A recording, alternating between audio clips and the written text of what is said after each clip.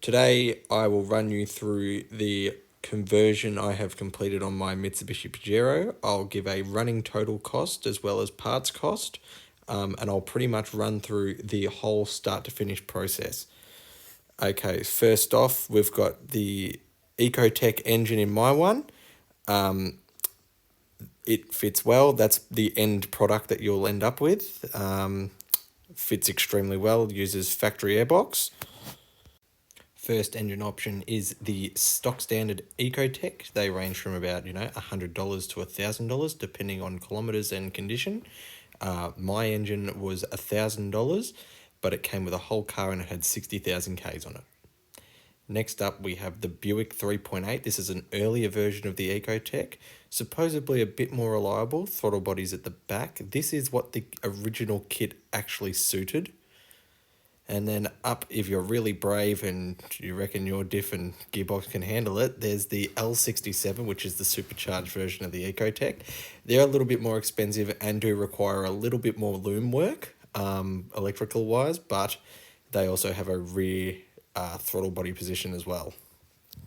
Now, next and most importantly, for this conversion, you can potentially do it other ways, but I didn't. I found an original Marx MFC 770, which is a manual conversion to the 5-speed gearbox that comes in the 2.6 petrol Pajeros.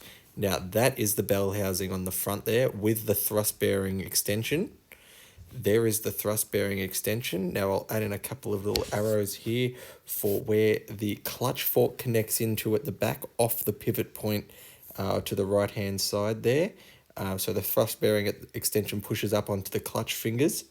That is the standalone bell housing. That is the most important part to find for this particular conversion. They are quite hard to find, but they do exist. You sometimes may have to buy a full vehicle to get this part out of, which I did. Now, I paid $2,500 for an engine, the bell housing, and an extra gearbox. Now, I was told that this was a complete conversion, but it certainly was far from that. I thought I'd just do a video. It's a whole lot more easy. So they come with this bit here as well that slides onto that, and then that obviously slides onto there. The clutch fork actually pushes this with the thrust bearing, but it's got no seal in there. Okay, so we've obviously got this, which is threaded on the inside. No flat spots. That's just that. Then this, it's hollow all the way through, excuse the clutch on the other side. Then here we've got the locating points for the fork. Go there, and there's the thrust bearing, which is pressed on. That spins in that, and that spins in that. Excuse the absolute mess in here at the moment.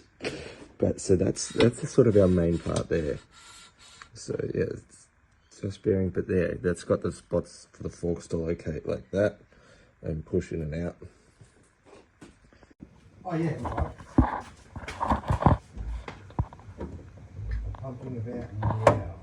Yeah.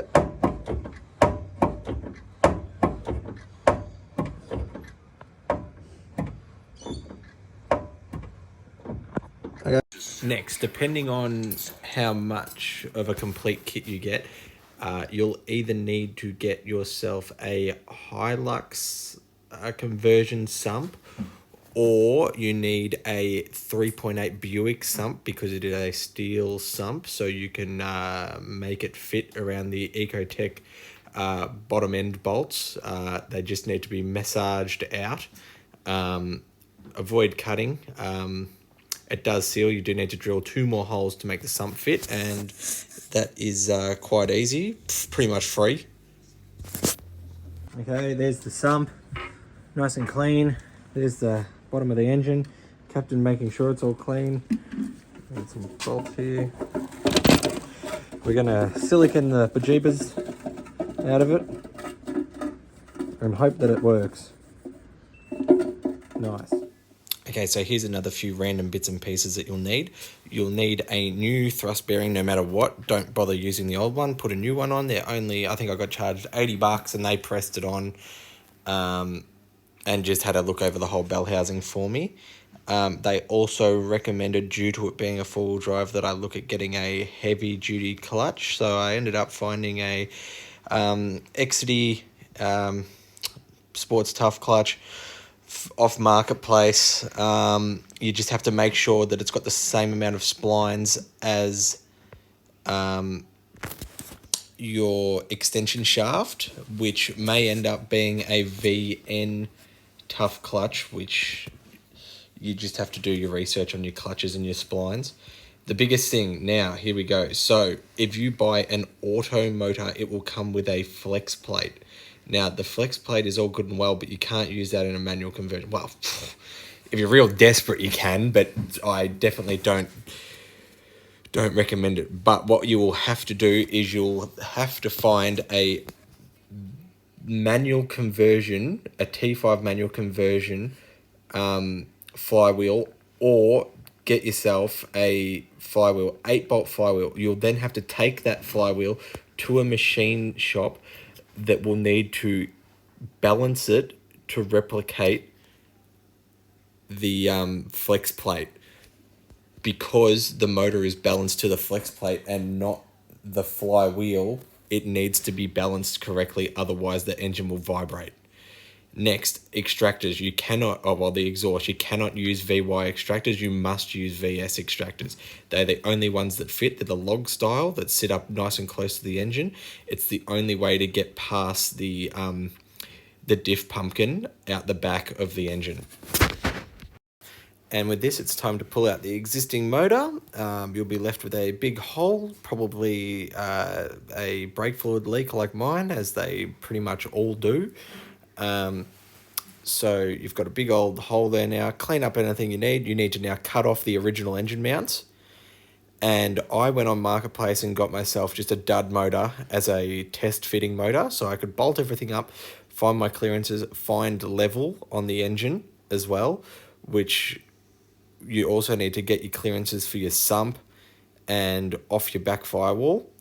And then here I'm obviously just looking at distances off chassis rails and everything. You need to completely grind the old engine mounts off and make it look very nice. As simple as that. It's obviously never getting a 2.6 4-cylinder in it again.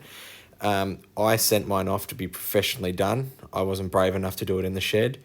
So Marto Fab in up in the hills, he did it all for me. Fantastic work. The whole process was done in a day and cost me $700, and they are some legit looking engine mounts. The engine does not move one bit, but here's a little bit of inspiration for anyone out there wanting to give it a crack themselves.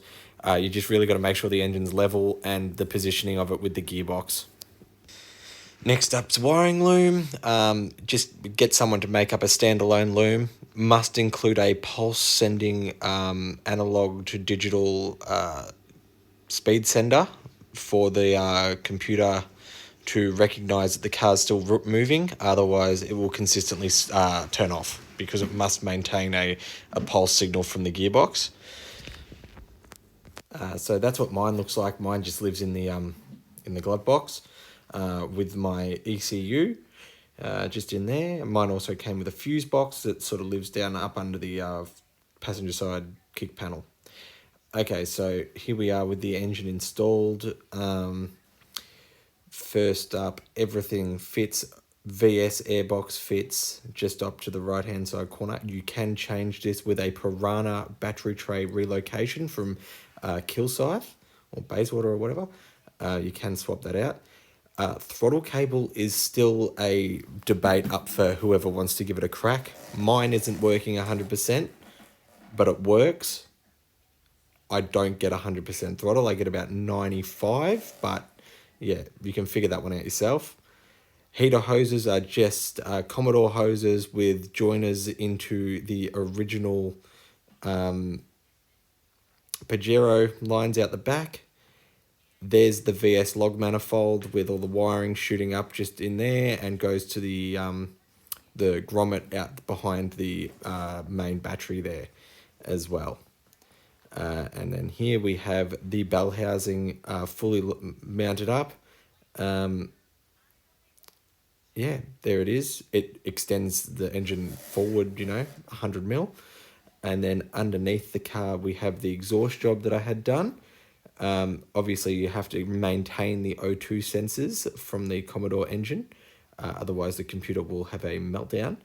There they are. So they do cross under the bell housing, pretty close to everything. So it's quite a tight access job. As you can see, the sump there also just sits off everything. So it's quite tight under there.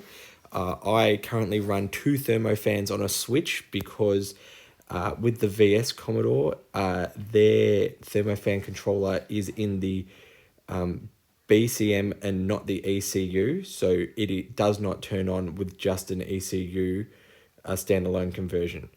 And here is the radiator. The radiator is a V6 Pajero radiator from, Gen 1, Gen 2.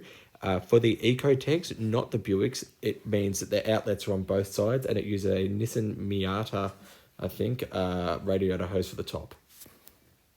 Well, that's pretty much it. Overall, the total conversion cost me $5,100, and I did 95% of it myself. It took me 8 weeks of after work and on weekends. I didn't do it every day.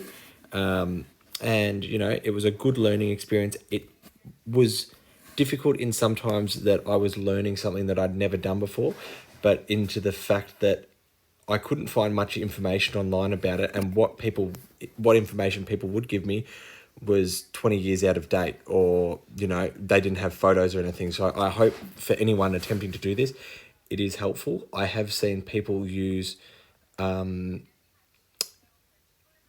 Auto boxes and adapt them in. I've also seen people use T5 conversions with a Toyota transfer case adaptation to suit the front diff. But it all comes down to how much money you want to spend. And yeah, pretty much that's it.